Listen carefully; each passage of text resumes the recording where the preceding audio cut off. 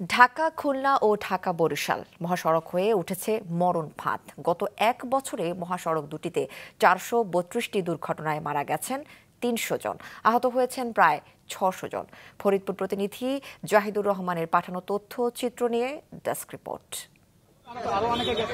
গেল 16 এপ্রিল ফরিদপুর সদর উপজেলার তেঁতুলতলা দিকনগর এলাকায় ঢাকা খুলনা মহাসড়কে যাত্রীবাহী বাস ও পিকআপ মুখোমুখি সংঘর্ষে প্রাণ হারায় 14 জন। স্বজনদের আহাজারিতে ভারী হয়ে ওঠে পরিবেশ।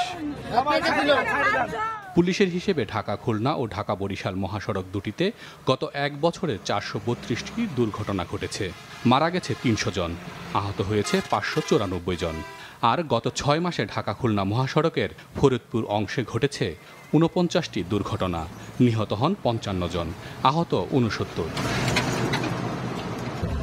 যানবাহনের অতিরিক্ত গতি, ঝুঁকিপূর্ণ ওভারটেকিং, দীর্ঘ সময় ধরে গাড়ি চালানোর ক্লান্তির পাশাপাশি মহাসড়কের নিষিদ্ধ 3 হুইলারের অবাধ চলাচলকে দুর্ঘটনার অন্যতম কারণ হিসেবে চিহ্নিত করা হয়েছে।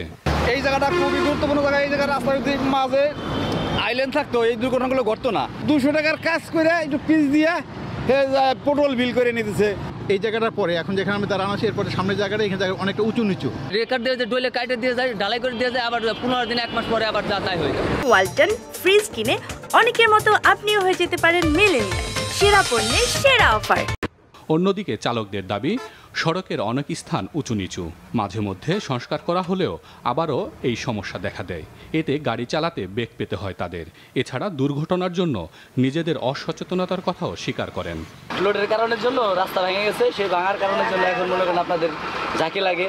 হাইওয়েতে ছোট গাড়িগুলা নিলিবিলি ওরা চালাতে পারে না, ওরা হলো দুর্বলতা দেখা যায়, আমাদের কারণের জন্য যানজট বাঁধে, এভাবে দুর্ঘটনার কারণ ঘটে। যারা রাস্তায় চলাফেরা করে এদেরও মানে চলতেছে রাস্তায়, এদের কোনো আউটসাইডে আর কোনো খেয়াল নাই, তারা ইচ্ছা মতো চলতেছে। পিছন থেকে গাড়ি আসলো কিংবা গাড়ি গেল, এগুলো তারা খেয়াল করতেছে না। মানে এই মাজার থেকে ওই যে তেঁতুলতলা পর্যন্ত যা হয়েছে সব মারাত্মক দুর্ঘটনা।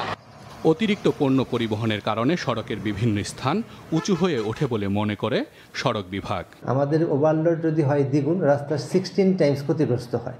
এই ইস্যুগুলো নিয়ে আমরা তো নিয়মিতই প্রচারণা চলছে। যাই হোক, এই কারণেই হয়েছে এটা, সড়কের কাজের কোনো মানের খারাপ বা ইত্যাদির কারণে এখানে সড়ক নষ্ট হয়। হাইওয়ে পুলিশের তথ্য মতে গত এক বছরে ফরিদপুরের দুটি মহাসড়কে নিয়ম না মানায় 28,404টি যানবাহনের বিরুদ্ধে মামলা হয়। জরিমানা আদায় করা হয় 9,43,26,200 টাকা। ঈদের 5 তারিখ থেকে 15 তারিখ পর্যন্ত আমরা 300-এরও বেশি এই ধরনের গাড়ির বিরুদ্ধে প্রসিকিউশন দিয়েছি। ঢাকা খুলনা ও ঢাকা বরিশাল মহাসড়কের 381 কিলোমিটার এলাকায় 5টি হাইওয়ে থানা, 1টি ফাঁড়ি ও 2টি ক্যাম্প রয়েছে। মাছরাঙা নিউজ ডেস্ক।